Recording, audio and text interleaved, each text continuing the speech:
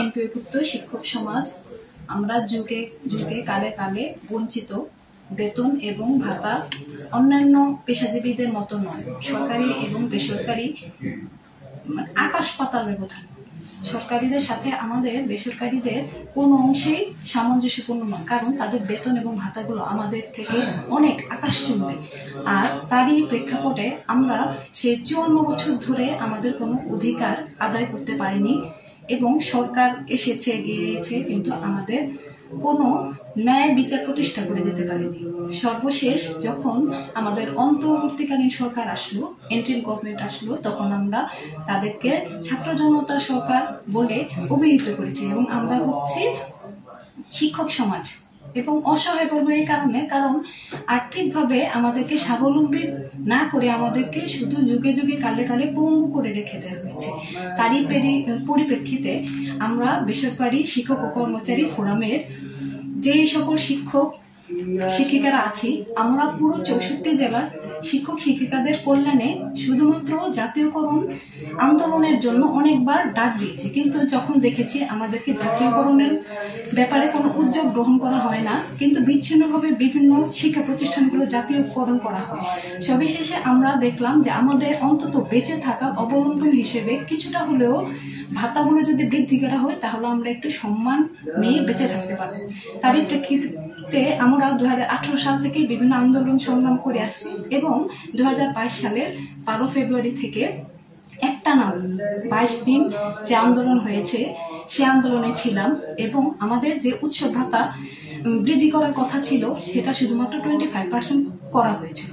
আমাদের যে বিদায়ী শিক্ষা উপদেষ্টা, যিনি পরিকল্পনা মন্ত্রণালয়ে উপদেষ্টা হিসেবে ডক্টর ওয়াহিদুদ্দিন মাহমুদ স্যার বলে গেছেন উৎসব ভাতা বাড়বে, সেটা শুধুমাত্র 25%-এর আমরা প্রজ্ঞাপন পেয়েছি এবং সবেমাত্র 50% হলো, যেখানে সরকারি চাকরিজীবীরা পূর্ণ ফুল স্কেলে 100% পায়।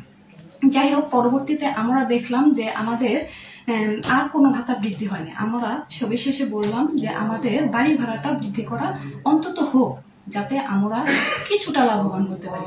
কিন্তু সরকার শিক্ষা মন্ত্রণালয় থেকে বলা হলো যে আমাদের জন্য বাজেট হয়ে গেছে, বরাদ্দ হয়ে গেছে, তাই বেশি দেওয়া তাদের পক্ষে সম্ভব না। তারা দিলে হয়তো 20% দিতে পারে।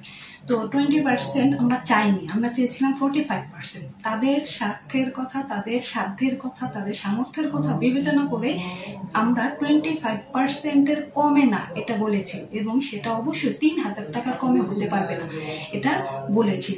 এখন আমাদেরকে বলা হয়েছে যে মাওসিতে প্রস্তাব পাঠানো হয়েছে 10 কি 15%, কিন্তু এটা তো আমরা কোনোদিনও মেনে নেব না। কারণ আমাদের গত 13ই আগস্ট যে একটা সারা বাংলাদেশের মহাশিক্ষক সমাবেশ, সর্বকালের সর্বশ্রেষ্ঠ সর্ববৃহৎ শিক্ষক সমাবেশ হয়েছিল, সেটা অকল্পনীয় এবং সেখানে আমাদের শিক্ষকরা যেভাবে সাড়া দিয়েছে, সেই সাড়া আমাদের ইনশাল্লাহ পরবর্তীতে প্রতিটি আন্দোলনে সেটার একটা ইমেজ পড়বে।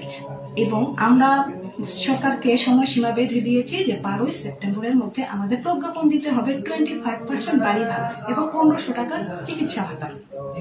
তো যদি 12 তারিখের মধ্যে আমাদের প্রজ্ঞাপন হয়ে যায় তাহলে ভালো, অসংখ্য ধন্যবাদ। আমরা শিক্ষকরা আজীবন এই অন্তর্বর্তীকালীন সরকারকে স্মরণ করব। আর আল্লাহ না করে যদি আমাদের এই প্রজ্ঞাপনটা না হয়, তাহলে আমরা 13 এবং 14